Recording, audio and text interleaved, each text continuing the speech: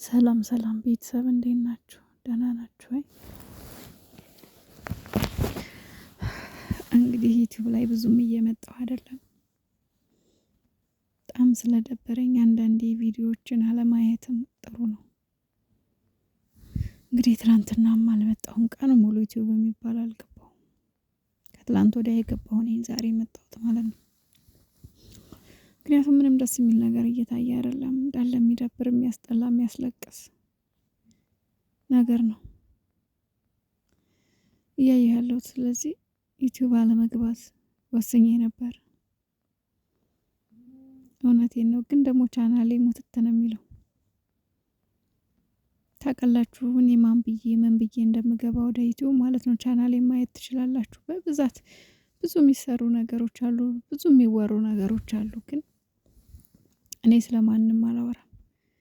የኔ ደስታዎቼ ሁለት ሰዎች ነበሩ። እነሱ ደግሞ እንደምታያቸው ናቸው። ስለዚህ አለማየትም መርጬ ነበረ። ከባድ ነው፣ በጣም ይደብራል። እኔ እንጃ፣ እኔ እንደዛ አይነት አይዲያ ሲያመጡ ብዙ ጊዜ እኔ ከሚዲያ ብዙም እርቃለሁ እና በተለይ ሀይሚ ስታለቅስ ማየት በጣም ነው የሚከብደኝ። በጣም የምር ጭራሽ እናት ላይ የትላንትናው ቪዲዮ ደግሞ የከፋ ነበረ። እኔ ግን በጣም ግራ ያጋባኝ አንድ ነገር አለ ቤተሰብ። እኔ ለብሩኬ ከባድ ጥያቄ ልጠይቀው። ብሩኬ ግን ማለት ከልጅቷ ጋር ስለተገናኘህ ብቻ ነው ወይስ እኔ ከልጅቷ ጋር አብረህ ተኝተሃል? የምር እኔ ምንም ያልገባኝ ነገር ያጋባኝ። ምክንያቱም አንዳንዴ ሊሆን ይችላል ብላችሁ የምታስቡትን ነገር ነው ልታስቡ የምትችሉትና እኔ ደግሞ ብሩኬ እንደዚህ አያደርግም ብዬ ስለማምን በቃ ነገሩን አያደርግም በሚለው ነው። በቃ ግን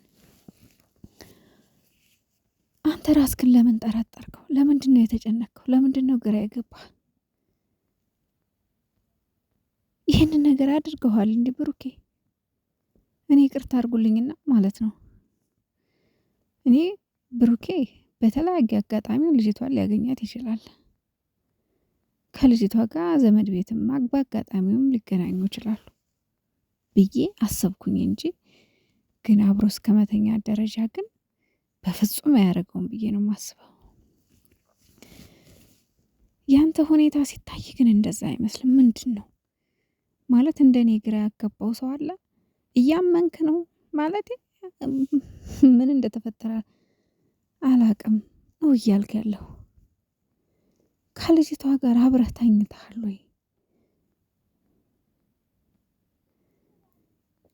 ለምንድነው እንደዚህ የምትጨነቀው? ለምንድነው እንደዚህ የተጨነቀው?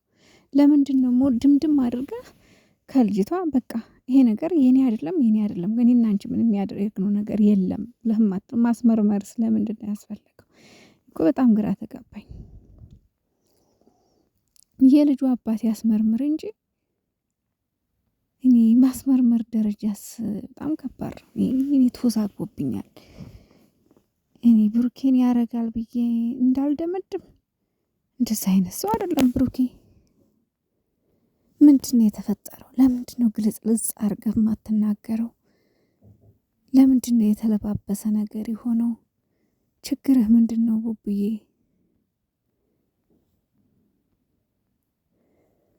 ምንድነው ችግሩህ? እዚህ ደረጃ ማለት በጣም ግራ እየተጋባሁ ነው ጋይስ። የሀይሚ ለቅሶ እዚህ ሊያሳብደኝ ነው። የምሬን ነው የምላችሁ። እሷ በየቀኑ እንደዚህ አይኗ እስከሚያበድ ድረስ እያለቀሰች ነው። የምር ብሩክ ይህንን ነገር አድርገው ከሆነ የምር ፈጣሪ አይምርህም። የእውነት እግዚአብሔር አይምርህም። ሀይሚና ብሩክ ይለያያሉ አይለያዩም? እሱ ሌላ ጉዳይ ነው። አይለያዩም። እስቲ ልጁ የእሱ ቢሆን እንኳን አይለያዩም። ምክንያቱም የእሱ ቢሆን እንኳን ልጅቷን አይወዳትም። እሱ የሚወደው ሀይሚን ነው። ግን ደግሞ ልጁም የእሱ ሊሆን አይችልም። እኔ ብሩኬ ከዚች ሴት ጋር አብሮ ተኝቷል ብዬ ለማመን በጣም ይከብደኛል። በጣም ያመኛል፣ ይቀፈኛል ሳስበው ሁሉ። አላቅም እንዴት ተደርጎ ሊሆን ይችላል? እንዴት ተደርጎስ ይታመናል? ማን ይታመናል? ብሩኬ እውነት እንደዚህ ካደረገ ማንን ነው ሊታመን የሚችለው? አላቅም። በጣም ግራ ያጋባል። አድርገው ከሆነ ግልጹን ተናገር። ይሄ ብዙ ሰዎች ጥያቄ ነው። እኛም ተሰቃየን እኮ የእሷንም ባያየን እኮ ተሰቃየን። እግዚአብሔርን የሰላም እያገኘሁ አይደለም። በጣም ስራ ነው ብላችሁ ያመናችሁ ሰዎች በጣም ታድላችሁ። ምክንያቱም እኔ ስራ ነው ብዬ ለመቀበል እኔ ሀይሚ በዚህ ልክ እንደዚህ ስትሆን እንዴት ሊሆን ይችላል የሚለው አይምሮ ውስጥ ጥያቄ እየፈጠረብኝ ነው። ስራ የሆነ እንደው ሀይሚን እያስለቀሱ ነው እንደሚሰሩት። ፈጣሪ ትዕግስቱን ስጠኝ። እንግዲህ ትላንትና ሀይሚ ያው እስካሁን የድራማ ከተጀመረበት ቀን ጀምሮ ሀይሚ ምን ያህል እንዴት እያለቀሰች እንደሆነ እያያችሁ ነው። ትላንትና እንግዲህ ይሄን እናንተ ከዚህ በኋላ ምንም አንሰራም፣ ይሄ ቀለበት የሚገባው ለልጅህ እናት ነው፣ ለእሷ ነው፣ ስጣት። ስለዚህ እኔ ያንተ ልሆን አልችልም፣ ያንተ አይደለሁም። ስለዚህ ቀለበቱን ስጣት፣ ለልጅህ እናት ስጣት፣ እኔን ተወኝ ብላን የመጣችሁ። ሀይሚዬ በመጀመሪያ ተረጋጊ። ይሄ ነገር ፈተና ሊሆን ይችላል ላንቺ ማለት ነው እና እባክሽ ተረጋጊ። ማለት ለመወሰናቸው እኮ የሆነ ነገር ሲገነቡት እንጂ ሲያፈርሱት ቀላል ነውና ተረጋጊ እስኪ ሀይሚ። አንቺም ለቅሶሽን ተይና ኮስተር ብለሽ መልሶችን ለመመለስ ሞክሪ። በለቅሶ የሚገኝ ራስን በመጉዳት በማልቀስ የሚገኝ አንዳችም ነገር የለም። የሆነ ችግር ሲፈጠር ለችግሮቹ መፍትሄ ለማግኘት መሞከር እንጂ ማልቀስ ጥቅም የለውምና እባክሽ ሀይሚ አታልቅሽ፣ እባክሽ አታልቅሽ። አንደኛ በአንቺ ማልቀስ ብዙ የሚጎዳ ሰው አለ አውቃለሁ። ውስጥሽ ተሰብሯል፣ ውስጥሽ ከብዶታል። ማንኛውም ሴት ብትሆን የምታደርገው ነው። ግን ደግሞ አንቺ ጎበዝ ሴት ነሽ፣ ጠንካራ ሴት ነሽ እና እባክሽን ጠንከር በይ እስኪ። አታልቅሽ።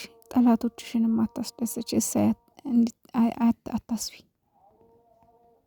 ተረጋጊ፣ ግደለሽ። ምክንያቱም ሰውም የፈለገው ይሄን ነበር። እኔ ግራ ያጋባኝ ነገር የብሩኬ ሁለት ልብ መሆን እንጂ እኔ እሱ ያደርገዋል ብዬ በጭራሽ አስቤም ጠርጥሬም አላቅምም አልጠረጥርምም። አሁንም ግን ለምንድን ነው ምን ተፈጠረ አላቅም ምናምን የምትለው ለምን ታለባብሳል? በቃ ነገሩን ፍጥር ታርገው ያለውን ነገር ከልጅቷ ጋር ግንኙነታችሁ እስኪሄድ ድረስ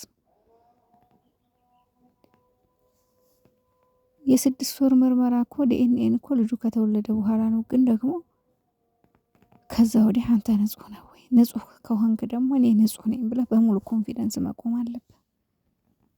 ለምን ትጠራጠራለህ?